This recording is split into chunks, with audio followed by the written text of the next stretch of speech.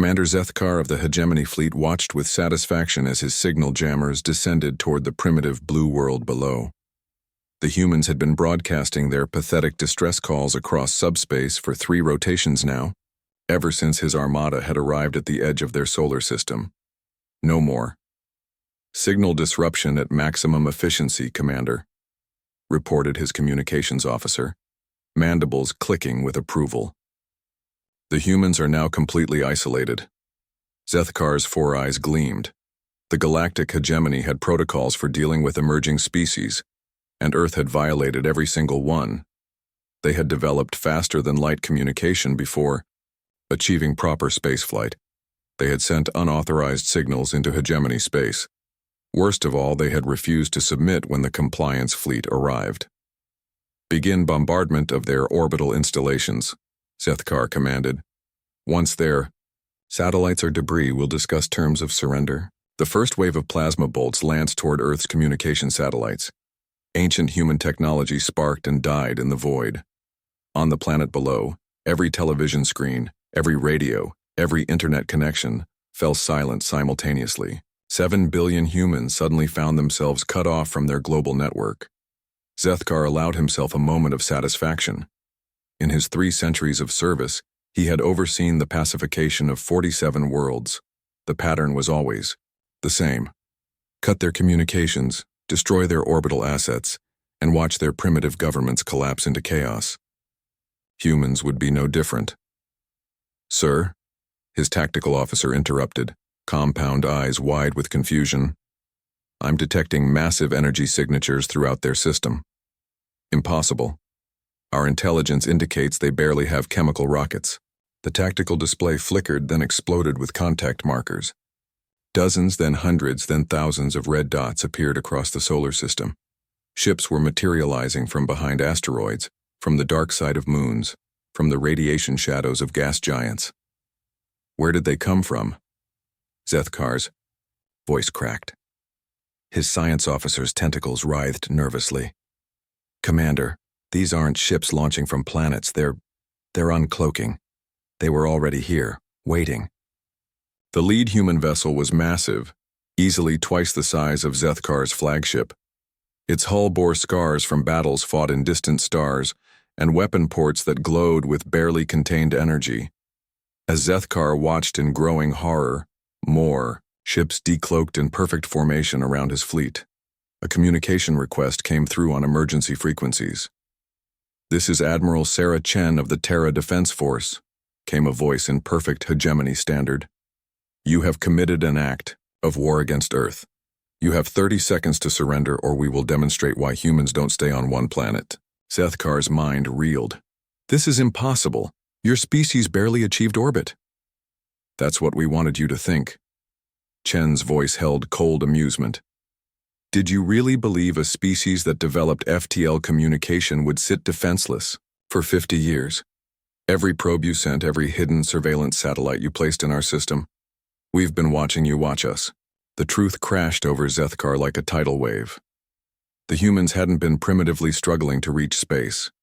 They had been deliberately broadcasting from Earth while secretly building their true fleet in the outer system. For half a century, while the hegemony observed what they believed to be a developing civilization, humanity had been preparing for war. "Your time is up," Admiral Chen announced. The human fleet opened fire.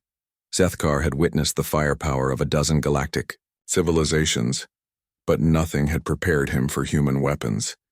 These weren't the energy beams or plasma torpedoes he knew. These were kinetic projectiles that moved at significant fractions of light speed, antimatter warheads that turned space into miniature suns, and something his sensors couldn't even classify. Weapons that seemed to bend reality itself. His flagships' shields collapsed under the first volley. Around him, hegemony ships were being systematically dismantled with surgical precision. The humans weren't just attacking. They were demonstrating their complete technological superiority. "Commander," his communications officer gasped, "they're not destroying our ships, they're disabling them. Every weapon, every engine, every life support system, targeted and neutralized without breaching the hull." As if to punctuate the point, human boarding pods attached to his flagship with gentle thumps. The hull didn't breach.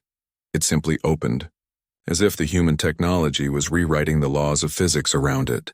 The first human through the airlock was Admiral Chen herself, wearing powered armor that made her appear 7 feet tall. Behind her came soldiers whose equipment looked more like magic than technology. They moved with the confidence of apex, predators who had never known defeat. "Commander Zethkar," Chen said, removing her helmet to reveal a scarred, weathered face and eyes that held the coldness of deep space. "Welcome to Earth's solar system. I hope your stay is educational." "How?" Zethkar whispered. Chen smiled, and it was not a pleasant expression. "Your hegemony has ruled the galaxy for millennia by keeping younger species isolated and afraid. You encounter them when they're primitive, crush their spirits, and absorb them into your empire. But you made one crucial error with humanity." She gestured to the tactical display, where human ships now surrounded every hegemony vessel. "You assumed we were like you. You assumed we would cower when faced with superior numbers. You assumed we would beg for mercy." Her smile widened. "But humans have spent our entire evolutionary history as persistence predators. We don't give up, we don't surrender, and we never, ever fight fair." Through the viewport, Zethkar could see more human ships arriving. Not dozens or hundreds, but thousands. They came from every direction, as if the entire galaxy had suddenly birthed a human armada. This was never about defending Earth, Zethkar realized. This was a trap.